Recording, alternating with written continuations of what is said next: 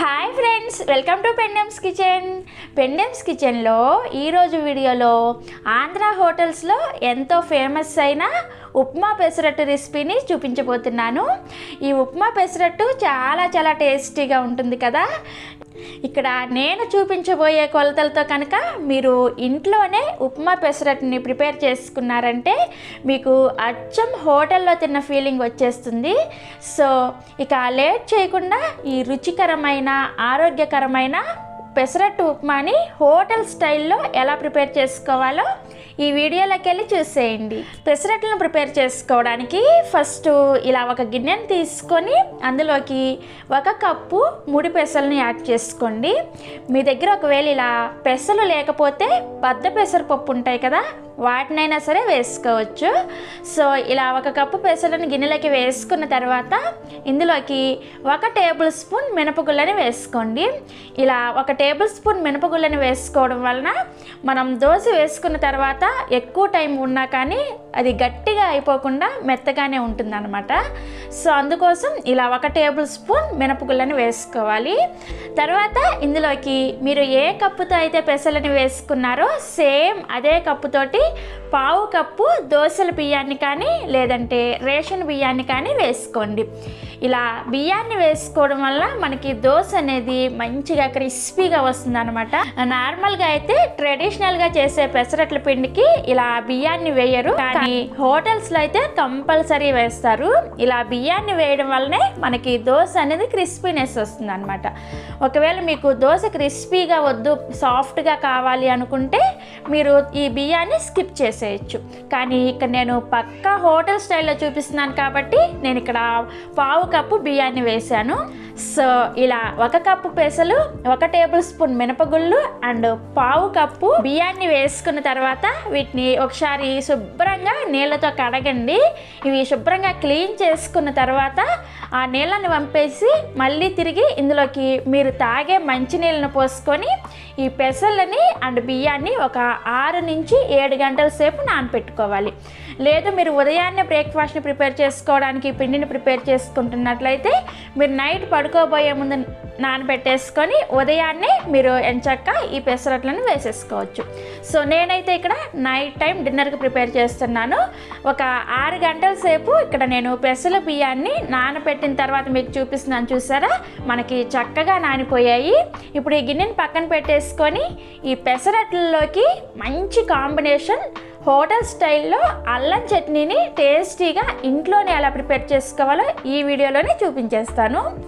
ఈ అల్లం చట్నీని ప్రిపేర్ చేసుకోవడానికి ఫస్ట్ స్టవ్ ఆన్ చేసి ఇలా ఒక ప్యాన్ పెట్టుకొని అందులోకి 2 టేబుల్ స్పూన్ల నూనెను వేసుకొని వేడి చేసుకోవాలి.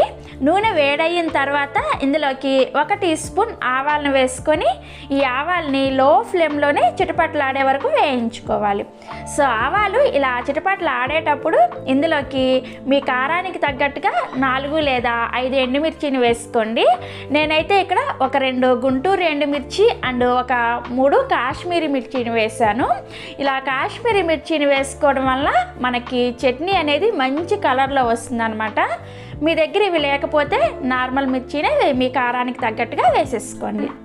సో ఇలా ఎండుమిర్చిని వేసుకున్న తర్వాత ఇందులోకి ఒక 3 ఇంచుల అల్లాన్ని పైన తొక్క తీసేసి ఇలా చిన్న ముక్కలుగా కట్ చేసుకొని వేసుకోండి. వేసుకొని ఈ ఎండుమిర్చిని అండ్ అల్లాన్ని ఇలా కలుపుకుంటూ వీటిని మీడియం ఫ్లేమ్లోనే ఒక 2 నుంచి 3 నిమిషాల పాటు ఫ్రై చేసుకోవాలి. సో 2-3 నిమిషాల పాటు ఇలా ఫ్రై చేసుకున్న తర్వాత ఇప్పుడు ఇందులోకి 1 టీ స్పూన్ మినపగుళ్ళని వేసుకోండి అండ్ అలానే 1 టీ స్పూన్ ధనియాలను కూడా వేసుకోవాలి. చివరగా ఇందులోకి 1 టేబుల్ స్పూన్ పుట్నాల పప్పుని వేసుకోండి. వీటిని చట్నీ పప్పు అంటారు కదా, వాటిని వేసుకోవాలి. వేసుకొని ఇప్పుడు ఈ పప్పులన్నింటిని కూడా లో ఫ్లేమ్లోనే చక్కగా కలుపుకుంటూ దోరగా వేయించుకోవాలి. ఇలా ఒక్కొక్క ఇంగ్రీడియంట్ని వేసుకుంటూ మంటని లో ఫ్లేమ్లో పెట్టుకొని వీటిని చక్కగా కలుపుకుంటూ మాడకుండా జాగ్రత్తగా ఫ్రై చేసుకోవాలి. పప్పులన్నీ దోరగా వేగిన తర్వాత ఇప్పుడు ఇందులోకి ఒక రెమ్మ కరివేపాకును కూడా వేసుకోండి. వేసుకొని ఈ కరివేపాకును కూడా కొద్దిగా ఫ్రై చేసుకోవాలి. కరివేపాకు ఇలా ఫ్రై అయిన తర్వాత ఇందులోకి ఒక మీడియం సైజ్ ఉల్లిపాయని ఇలా పెద్ద పెద్ద ముక్కలుగా కట్ చేసుకొని వేసుకోండి. వేసుకొని ఈ ఉల్లిపాయని మీడియం ఫ్లేమ్లో కొద్దిగా లైట్గా రంగు మారే వరకు వేయించుకోవాలి. ఈ ఉల్లిపాయ వేగేటప్పుడే ఇందులో రుచికి సరిపడా ఉప్పుని ఇక్కడే వేసేసుకోండి. దీనివల్ల మనకి ఉల్లిపాయ అనేది చాలా త్వరగా ఫ్రై అయిపోతుంది అన్నమాట. సో ఇలా ఉప్పును కూడా వేసుకొని బాగా చక్కగా కలుపుకుంటూ ఈ ఉల్లిపాయని లైట్గా రంగు మారే వరకు వేయించుకోవాలి. ఉల్లిపాయ ఈ విధంగా చక్కగా ఫ్రై అయిన తర్వాత ఇందులోకి ఒక పెద్ద పండు టమోటాని ఇలా ముక్కలుగా కట్ చేసుకొని వేసుకోండి. అదే మీడియం సైజ్ టమోటాలు అయితే 2 వేసుకుంటే సరిపోతుంది. సో ఇలా టమోటా ముక్కల్ని వేసుకున్న తర్వాత వీటిని కలుపుకుంటూ కొద్దిగా లైట్గా మెత్తబడే వరకు వేయించుకోవాలి. సో టమోటా ముక్కలు ఇలా చక్కగా మెత్తబడిన తర్వాత ఇప్పుడు ఇందులోకి ఒక చిన్న నిమ్మకాయ సైజ్ అంతా చింతపండుని శుభ్రంగా నీళ్ళతో కడిగి వేసుకోండి. తర్వాత ఇందులోనే 1 టేబుల్ స్పూన్ బెల్లాన్ని ఇలా తురుముకొని వేసుకోవాలి. ఇలా చింతపండుని అండ్ బెల్లాన్ని వేసుకున్న తర్వాత ఈ బెల్లం అంతా కూడా చక్కగా కరిగే వరకు లో ఫ్లేమ్లోనే 1 నిమిషం పాటు వీటిని ఫ్రై చేసుకోవాలి. 1 నిమిషం తర్వాత బెల్లం మనకి పూర్తిగా కరిగిపోయింది. ఇలా బెల్లం పూర్తిగా కరిగిపోయిన తర్వాత ఇప్పుడు ఇందులోకి 1 టీ గ్లాస్ నీళ్ళని వేసుకోండి. నీళ్ళు వేసుకొని ఒకసారి అంతా కూడా చక్కగా కలిపేసుకొని దీని మీద ఒక మూతను పెట్టేసుకొని వీటిని లో ఫ్లేమ్లోనే ఒక 4 నుంచి 5 నిమిషాల పాటు ఉడికించుకోవాలి. ఇలా నీళ్ళని వేసుకొని మూత పెట్టి ఉడికించుకోవడం వలన ఇవన్నీ కూడా చాలా సాఫ్ట్గా కుక్ అయిపోతాయి. అప్పుడే మనకి పచ్చడి అనేది మంచి టెక్స్చర్లో మంచి టేస్ట్తో వస్తుంది అనమాట. సో ఇక్కడ నేను మీకు 5 నిమిషాల పాటు లో ఫ్లేమ్లో ఉడికించిన తర్వాత మూత తీసి చూపిస్తున్నాను, చూసారా? మనకి ఇవన్నీ కూడా చాలా మెత్తగా చాలా బాగా ఉడికిపోయాయి. సో ఇప్పుడు వెంటనే స్టవ్ ఆఫ్ చేసేయండి. స్టవ్ ఆఫ్ చేసే ముందు చూసుకోండి, ఇలా కొద్దిగా నీళ్లు ఉన్నప్పుడే స్టవ్ ఆఫ్ చేసుకోవాలి. సో ఇలా స్టవ్ ఆఫ్ చేసేసి ఈ ప్యాన్ని పక్కన పెట్టేసుకొని ఈ మిశ్రమాన్ని పూర్తిగా చల్లారనివ్వాలి. ఈ మిశ్రమం పూర్తిగా చల్లారేలోపు నేను ఈ పెసరట్టు కోసం ఉప్మాని ఎలా ప్రిపేర్ చేసుకోవాలో చూపిస్తాను. ఈ ఉప్మాని ప్రిపేర్ చేసుకోవడానికి అదే స్టవ్ మీద ఇలా ఒక కడాయిని పెట్టుకొని అందులోకి 1 టేబుల్ స్పూన్ నూనెని వేసుకొని వేడి చేసుకోండి. నూనె అనేది ఇక్కడ మరీ ఎక్కువ వేడిగా ఉండకూడదు అనమాట, లైట్గా వేడైతే సరిపోతుంది. ఇలా లైట్గా వేడైన నూనెలోకి 1 టీ స్పూన్ ఆవాలను వేసుకోండి. ఆవాలను వేసుకొని వీటిని లో ఫ్లేమ్లోనే కొద్దిగా ఫ్రై చేసుకోవాలి. ఈ ఉప్మా కోసం ఆవాలు చిటపట్లాడకూడదు, జస్ట్ ఇలా కొద్దిగా ఫ్రై అయ్యేటప్పుడు ఇందులోకి 1 టీ స్పూన్ పచ్చిశనగపప్పుని వేసుకోండి. అండ్ అలానే 1 రెమ్మ కరివేపాకును కూడా వేసుకొని చాలా కొద్దిగా ఇంగువని వేసుకోండి. హోటల్స్లో ఉప్మాలో ఇంగువ కంపల్సరీ వేస్తారు, మీరు వద్దు అనుకుంటే స్కిప్ చేసేయచ్చు. సో ఇలా కొద్దిగా ఇంగువని కూడా వేసుకున్న తర్వాత వీటిని మీడియం ఫ్లేమ్లోనే కొద్దిగా ఫ్రై చేసుకోవాలి. పప్పులు ఇలా కొద్దిగా ఫ్రై అయ్యేటప్పుడు ఇందులోకి కొద్దిగా జీడిపప్పుల ముక్కలు కూడా వేసుకొని ఫ్రై చేసుకోండి. జీడిపప్పు కూడా ఇలా కొద్దిగా ఫ్రై అయిన తర్వాత ఇందులోకి 1/2 కప్పు బొంబాయి రవ్వని వేసుకోండి. సో ఇలా 1/2 కప్పు బొంబాయి రవ్వని వేసుకున్న తర్వాత ఒకసారి అంతా కూడా చక్కగా కలిపేసుకొని ఈ రవ్వని లో ఫ్లేమ్లోనే ఒక 3 నుంచి 4 నిమిషాల పాటు ఫ్రై చేసుకోవాలి. ఇలా కలుపుకుంటూ ఫ్రై చేసుకుంటే మనకి ఈ రవ్వ అనేది మంచి స్మెల్ వస్తుంది అనమాట. అప్పటి వరకు కూడా ఇలా కలుపుకుంటూనే ఫ్రై చేసుకోవాలి. దీనికోసం పెద్దగా టైం ఏం పట్టదు, జస్ట్ ఒక 3 నుంచి 4 నిమిషాల్లోనే ఈ రవ్వ చక్కగా ఫ్రై అయిపోతుంది. సో 4 నిమిషాల తర్వాత మనకి రవ్వ చక్కగా ఫ్రై అయిపోయింది, మంచి స్మెల్ కూడా వస్తుంది. ఇప్పుడు ఇందులోకి 1 కప్పు వాటర్ని వేసుకోవాలి. 1/2 కప్పు రవ్వకి ఫస్ట్ 1 కప్పు వాటర్ని వేసుకోండి. వేసుకొని చక్కగా అంతా కూడా కలిసేటట్లుగా కలుపుకోవాలి. మంటని లో ఫ్లేమ్లోనే ఉంచుకోవాలి. సో నార్మల్గా ఉప్మా చేసుకునే పని అయితే మనం 1/2 కప్పు రవ్వకి 1 కప్పు నీళ్ళు పోసుకుంటే సరిపోతుంది. కానీ మనం ఇక్కడ పెసరట్టు కోసం ప్రిపేర్ చేసుకుంటున్నాం కాబట్టి ఉప్మా అనేది చాలా సాఫ్ట్గా ప్రిపేర్ చేసుకోవాలి. అలా ఈ ఉప్మా అయితే నోట్లో వేసుకుంటే ఎలా కరిగిపోతుంది. సో అలా ప్రిపేర్ చేసుకోవడానికి మీరు ఇక్కడ ఇంకొక 2 కప్పుల నీళ్ళని పోసుకోవాలి. అంటే మనం 1/2 కప్పు బొంబాయి రవ్వకి 6 వంతులు 3 కప్పుల నీళ్ళని పోసుకుంటున్నాం అనమాట. సో ఇది జాగ్రత్తగా వినండి. 1/2 కప్పు బొంబాయి రవ్వకి 3 కప్పుల నీళ్ళని పోసుకోవాలి. అలా పోసుకుంటేనే మనకి హోటల్స్లో చేసే సాఫ్ట్ మెల్టీ ఉప్మా అనేది రెడీ అవుతుంది. సో ఫస్ట్ 1 కప్పు నీళ్ళను వేసుకున్నాం కదా, ఇప్పుడు ఇంకొక 2 కప్పులు నీళ్ళను వేసుకొని ఒకసారి అంతా కూడా కలుపుకోండి. కలుపుకున్న తర్వాత ఇందులోకి మీ రుచికి సరిపడా ఉప్పును కూడా వేసుకోండి. ఉప్పును కూడా వేసుకొని చక్కగా కలిపేసుకున్న తర్వాత ఇప్పుడు మంటని హై ఫ్లేమ్లోకి పెట్టేసుకోండి. హై ఫ్లేమ్లోకి పెట్టేసుకొని దీన్ని ఒక 4 నుంచి 5 నిమిషాల పాటు ఉడికించుకోవాలి. ఇలా కలుపుకుంటూ ఉడికించుకోవాలి. ఒక 4 నిమిషాల తర్వాత మనకి ఉప్మా అనేది ఇలా తుకుతకా ఉడుకుతూ ఉంటుంది.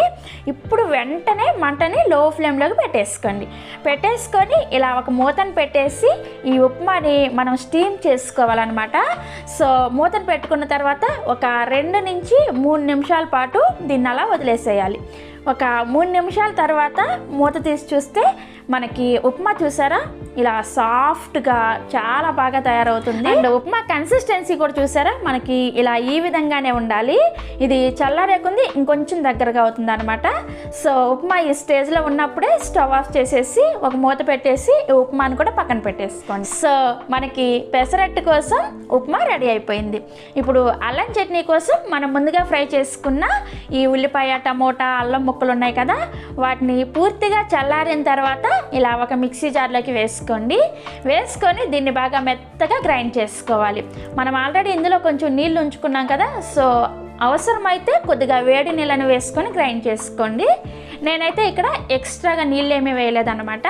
సో ఇక్కడ నేను మీకు అల్లం చట్నీని గ్రైండ్ చేసిన తర్వాత చూపిస్తున్నాను చూసారా, ఇలా మెత్తగా గ్రైండ్ చేసుకొని ఒక గిన్నెలోకి వేసేసుకోండి. సో మనకి పెసరట్టు కోసం అల్లం చట్నీ రెడీ అయిపోయింది అండ్ ఉప్మా కూడా రెడీ అయిపోయింది. ఇప్పుడు ఈ పెసరట్ల మీద వేసుకోవడానికి ఉల్లిపాయ మిక్చర్ని ప్రిపేర్ చేసుకుందాము. ఈ ఉల్లిపాయ మిక్చర్ని ప్రిపేర్ చేసుకోవడానికి ఇలా ఒక గిన్నెని తీసుకొని అందులోకి కొద్దిగా సన్నగా తరిగిన ఉల్లిపాయ ముక్కల్ని యాడ్ చేసుకోండి. అండ్ అలానే ఒక 2 లేదా 3 పచ్చిమిర్చిని ఇలా చిన్న చిన్న ముక్కలుగా కట్ చేసుకొని యాడ్ చేసుకోవాలి.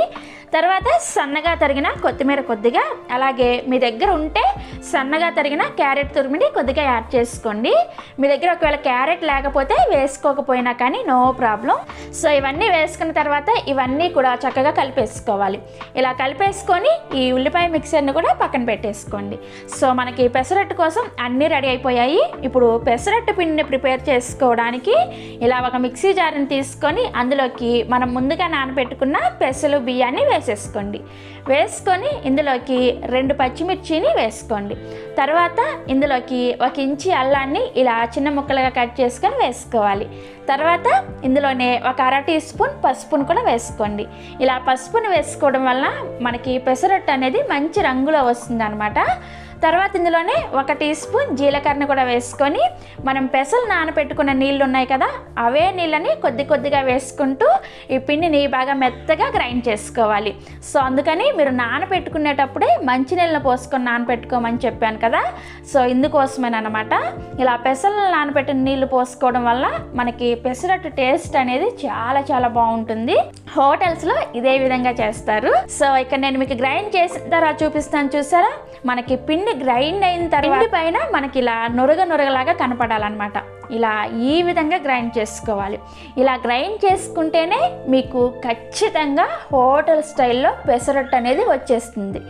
సో ఇలా గ్రైండ్ చేసుకున్న పిండిని ఒక గిన్నెలోకి వేసుకోండి. కన్సిస్టెన్సీ కూడా చూసారా మనకి ఈ విధంగా ఉండాలి, మరీ జారుగా అలాగే మరీ గట్టిగా ఉండకూడదు. సో ఇదే విధంగా మిగిలిన పెసర్లను బియ్యాన్ని కూడా గ్రైండ్ చేసేసుకోండి. రెండోసారి గ్రైండ్ చేసుకునేటప్పుడు పచ్చిమిర్చి అల్లాన్ని వేసుకోవాల్సిన అవసరం ఏమీ లేదు, నార్మల్గా గ్రైండ్ చేసేసుకుంటే సరిపోతుంది. సో ఇక్కడ నేను పిండి అంతా కూడా గ్రైండ్ చేసిన తర్వాత చూపిస్తున్నాను చూసారా, ఇలా గ్రైండ్ చేసుకున్న పిండిలోకి మీ రుచికి సరిపడా ఉప్పును కూడా వేసుకోండి. అండ్ అవసరమైతే చాలా కొద్దిగా నీళ్ళని వేసుకొని పిండిని ఈ విధంగా ఈ కన్సిస్టెన్సీలో రెడీ చేసుకోవాలి. సో మనకి పెసరట్టు వేసుకోవడానికి అన్నీ కూడా రెడీ అయిపోయాయి. ఈ పెసరట్టు పిండిని రుబ్బిన వెంటనే మనం దోశలను వేసేసుకోవాలి. నార్మల్ మినపట్టు పిండిలాగా ఈ పిండిని ఫర్మెంట్ చేయకూడదు అనమాట. అలా చేశారంటే ఈ బ్యాటర్ అనేది స్మెల్ వచ్చేస్తుంది. సో రుబ్బిన వెంటనే మనం పెసరట్టుని వేసేసుకోవాలి. సో ఒకవేళ మీరు రుబ్బిన వెంటనే ఈ పిండిని వాడని సిచ్యువేషన్స్లో కంపల్సరీగా గ్రైండ్ చేసిన వెంటనే ఈ పిండిని ఫ్రిడ్జ్లో పెట్టేసుకోండి.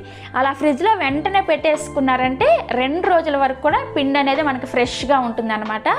సో అందుకని ఇక్కడ నేను చట్నీని అండ్ ఉప్మాని ప్రిపేర్ చేసిన తర్వాతే ఈ పెసలన్నీ గ్రైండ్ చేసుకున్నాను. సో ఇలా గ్రైండ్ చేసుకున్న వెంటనే మనం దోశలు వేసేసుకోవాలి. దోశలు వేసుకోవడానికి స్టవ్ ఆన్ చేసి ఇలా దోశల పెనాన్ని పెట్టుకొని పెనాన్ని మీడియం ఫ్లేమ్లోనే మీడియంగా వేడి చేసుకోవాలి. ఇలా మీడియంగా వేడైన పెనం మీద ఒక చుక్క నూనెను వేసుకొని ఈ నూనెని ప్యాన్ అంతా కూడా స్ప్రెడ్ చేసుకోండి. ఇలా స్ప్రెడ్ చేసుకున్న తర్వాత దీని మీద కొద్దిగా నీళ్ళని చిలకరించుకొని టిష్యూ పేపర్తో కానీ లేదంటే కాటన్ క్లాత్తో కానీ క్లీన్ చేసేయండి. ఈ పెసరట్టు కోసం పెనం అనేది మరీ ఎక్కువ వేడిగా ఉండకూడదు అనమాట. సో అందుకని ఇలా నీళ్ళని చిలకరించుకొని క్లీన్ చేసుకున్నారంటే మనకి పెను అంతా కూడా ఒకే వేడిగా వచ్చేస్తుంది. సో అందుకోసం ఇలా చేస్తారు. మీరు హోటల్స్లో గమనించే ఉంటారు కదా. సో ఇలా అంతా కూడా వాటర్ని క్లీన్ చేసిన తర్వాత ఇప్పుడు మంటని లో ఫ్లేమ్లోకి పెట్టుకొని మనం ప్రిపేర్ చేసుకున్న పిండిని ఇలా ఒక గరిటెడు వేసుకొని పల్చగా దోశని స్ప్రెడ్ చేసుకోండి. ఈ పెసరట్టు పిండి కన్సిస్టెన్సీ అనేది చాలా ఇంపార్టెంట్. మీరు గమనిస్తే పెసరట్టు పిండి అనేది మరీ జారుగా అలాగే మరీ గట్టిగా లేకుండా ఇలా మీడియంగా ఉండాలన్నమాట. సో ఇలా దోశని స్ప్రెడ్ చేసుకున్న తర్వాత ఇప్పుడు వెంటనే మంటని మీడియం ఫ్లేమ్లోకి పెట్టుకొని దోశ పైన పిండి అంతా కూడా ఉడికిన తర్వాత ఇప్పుడు దీని మీద 1 టీ స్పూన్ నూనెని వేసుకోండి. నూనె వేసుకున్న తర్వాత ఇప్పుడు ఫస్ట్ నేను ఉల్లి పెసరట్టుని ప్రిపేర్ చేస్తున్నాను అనమాట. ఈ ఉల్లి పెసరట్టుని ప్రిపేర్ చేసుకోవడానికి మనం ముందుగా కలిపి పెట్టుకున్న ఉల్లిపాయ పచ్చిమిర్చి మిశ్రమం ఉంది కదా, ఆ మిశ్రమాన్ని ఇలా కొద్దిగా వేసుకొని దోశ అంతా కూడా స్ప్రెడ్ చేసుకోండి. స్ప్రెడ్ చేసుకొని దీనిపై నుంచి ఇంకొంచెం నూనెను వేసుకున్నారంటే మనకి దోశ టేస్ట్ అనేది చాలా చాలా బాగుంటుంది. మీరు వద్దు అనుకుంటే వేసుకోకపోయినా కానీ పర్వాలేదు. సో ఇలా నూనెను వేసుకున్న తర్వాత ఈ దోశల పెనాన్ని అటు ఇటు తిప్పుకుంటూ దోశ అంతా కూడా చక్కగా ఈవెన్గా ఎర్రగా కాలే వరకు కాల్చుకోవాలి. సో ఇలా కాల్చుకున్న తర్వాత మీకు ఇష్టమైన షేప్లో దీన్ని ఫోల్డ్ చేసేసుకోవడమే. నాకైతే పర్సనల్గా దోశని ఇలా ఫోల్డ్ చేసుకుంటేనే చాలా ఇష్టం. సో అందుకని నేను ఈ విధంగా ఫోల్డ్ చేసుకుంటున్నాను. దోశ చూసారా ఎంత క్రిస్పీగా ఎంత చక్కగా ఉందో. చూస్తానికే కాదు తినటానికైతే చాలా చాలా టేస్టీగా ఉంటుంది. సో తప్పకుండా ఈ విధంగా ట్రై చేయండి. సో మనకి ఉల్లి పెసరట్టు రెడీ అయిపోయింది కదా. సో ఇప్పుడు ఉప్మా పెసరట్టుని ఎలా ప్రిపేర్ చేసుకోవాలో చూపిస్తాను. దీన్నే హోటల్స్లో ఎమ్మెల్యే పెసరట్టు అంటారనమాట. ఈ ఉప్మా పెసరట్టుని ప్రిపేర్ చేసుకోవడానికి ఫస్ట్ ప్యాన్ని నీళ్లు చిలకరించుకొని ఇలా క్లీన్ చేసుకోవాలి. ఇలా క్లీన్ చేసుకున్న తర్వాత మామూలుగా దోశని వేసేసుకొని దోశ పైన పచ్చిదనం పోయిన తర్వాత మనం ప్రిపేర్ చేసుకున్న ఉప్మాని కొద్దిగా వేసుకోండి. వేసుకొని తర్వాత దీని మీద 1 టేబుల్ స్పూన్ అంతా బటర్ని వేసుకోండి. బటర్ని కానీ లేదంటే నెయ్యిని కానీ వేసుకుంటే మనకి పెసరట్టు టేస్ట్ అనేది చాలా చాలా బాగుంటుంది. మీకు ఒకవేళ ఇష్టం లేకపోతే ఆయిల్ అయినా సరే వేసుకోవచ్చు. ఉప్మాని అండ్ బటర్ని వేసుకున్న తర్వాత దీనిపై నుంచి మనం ప్రిపేర్ చేసుకున్న ఉల్లిపాయ మిశ్రమాన్ని వేసుకొని ఈ ఉప్మాని అండ్ ఉల్లిపాయ మిశ్రమాన్ని దోశ అంతా కూడా ఈవెన్గా స్ప్రెడ్ చేసుకోవాలి. ఇలా స్ప్రెడ్ చేసుకున్న తర్వాత ఇప్పుడు దీని మీద కావాలంటే కొద్దిగా నూనెని వేసుకోవచ్చు, లేకపోతే ఈ దోశని అన్ని వైపులు కూడా చక్కగా కాల్చేసుకోండి. సో ఇలా కాల్చుకున్న తర్వాత దీన్ని ఈ విధంగా ఫోల్డ్ చేస్తేనే మనకి బాగుంటుంది అనమాట. ఇలా ఫోల్డ్ చేసేసుకొని మనం ప్రిపేర్ చేసి పెట్టుకున్న అల్లం చట్నీతో టేస్ట్ చేయండి. చాలా చాలా చాలా బాగుంటుంది. తప్పకుండా మీరు ఈ రెసిపీని ట్రై చేయండి. ఈ దోశ అన్ని దోశల కంటే రారాజ్ అనమాట. ప్రోటీన్ రిచ్ బ్రేక్ఫాస్ట్ తినాలనుకునే వాళ్ళు ఖచ్చితంగా వారంలో 1 రోజైనా సరే ఇలా పెసరట్టుని ప్రిపేర్ చేసుకొని చూడండి. మీ ఇంట్లో అందరు కూడా ఎంజాయ్ చేస్తూ తింటారు. అండ్ అలానే ఇక నేను చూపించిన కొలతలు అనేది పక్కా హోటల్ కొలతలు అనమాట. సో ట్రై చేస్తారు కదా. ట్రై చేసిన తర్వాత మీకు ఎలా వచ్చిందో కింద కామెంట్ సెక్షన్లో నాతో షేర్ చేసుకోండి. అలాగే ఈ వీడియో కనుక మీకు నచ్చినట్లయితే ఒక లైక్ చేసి మీ ఫ్రెండ్స్కి రిలేటివ్స్కి కూడా షేర్ చేయండి. మరిన్ని Emmy tasty and secret recipes కోసం పెండెమ్స్ కిచెన్ సబ్స్క్రైబ్ చేసుకోండి. అండ్ పక్కనే ఉన్న గంటను కూడా నొక్కండి. Thanks for watching.